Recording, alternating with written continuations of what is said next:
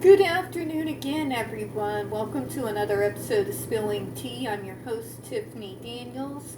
We'll get to the JRC in a moment. First, real quick, the brief disclaimers. If you're unfamiliar with the Stop the Shocks campaign or the campaign against the troubled teen industry, all pertinent links are going to be right there in the description box for you. So should you like to do a deep dive on either subject, you'll definitely be able to do so. Trigger warnings, this channel is marked not for kids for a reason. First off, I do use profanity, and when we do talk about places like the Judge Rotenberg Educational Center or Agape Boarding School for Boys, you're going to hear vivid descriptions of and catch clips of surveillance footage of people with mental health issues and disabled people being tortured and abused. So if you got a child that watches this channel that is 16 or younger, parental supervision, very much advised. And now, folks, back to where I last left you. To our next comment here. Alright. So, this one says, I am autistic. I want the FDA to pass a rule banning the use of electric shock devices for behavior modification. People on the autism spectrum have different sensory needs than others.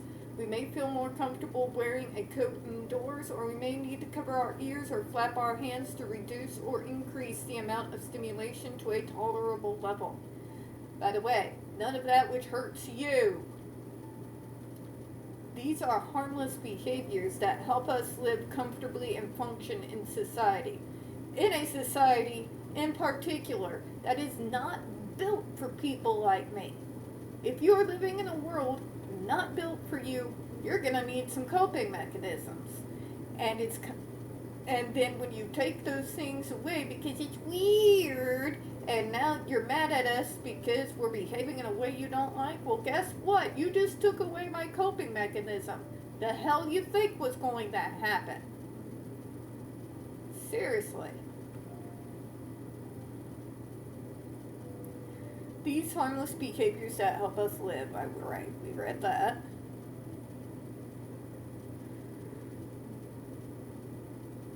The fact that these harmless behaviors help us live, people shouldn't be tortured just for doing something that's not normal.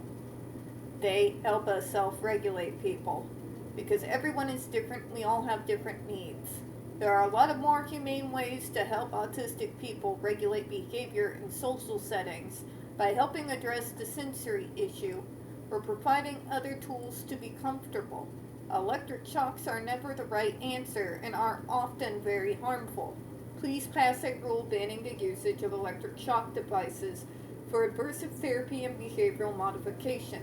What a lot of people leave out in the medical model is that people like us are prime real estate for school bullies everywhere.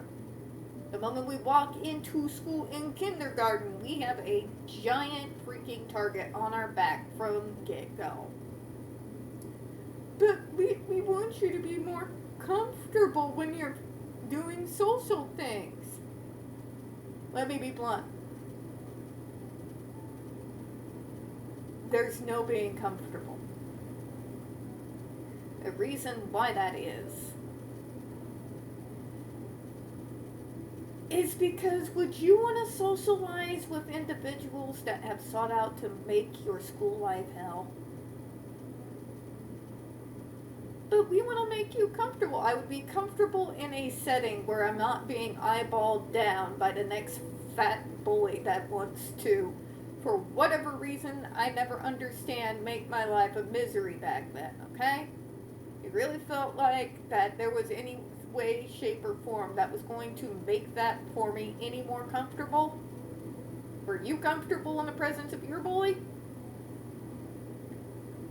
And then there's the fact that, well, in social settings, here's how you act so that people will not get mad at you. Let them get mad. Why should I care? That's something I don't understand to this day.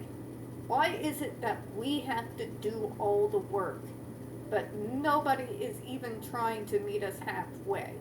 We have to change every single little thing about ourselves.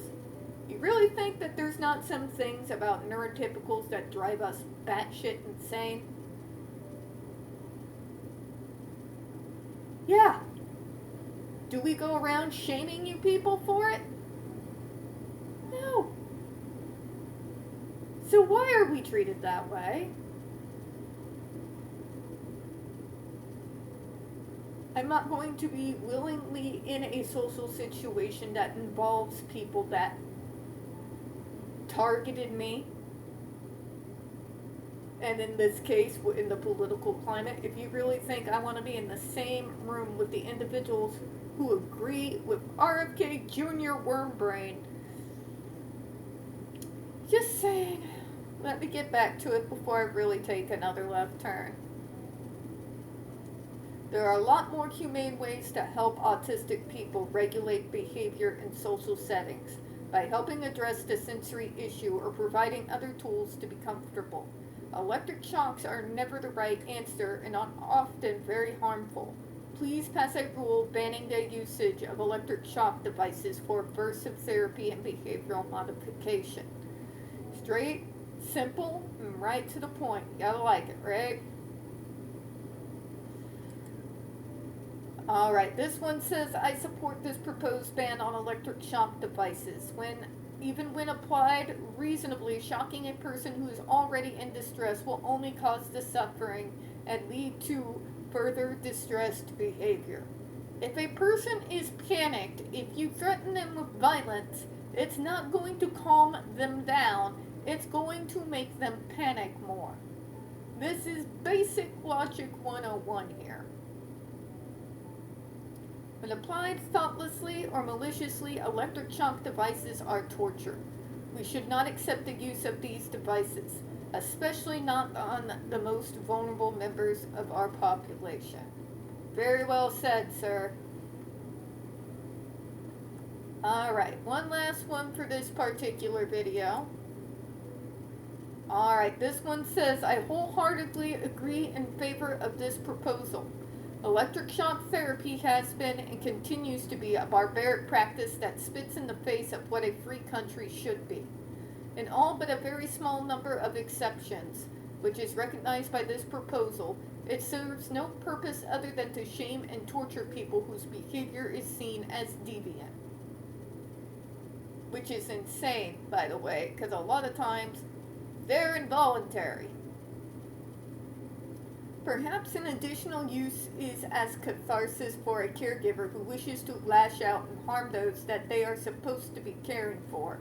But I feel any person with a shred of decency would find that usage to be reprehensible and disgusting. And from what we've been seeing from the comments here, a majority of the public agrees with that statement.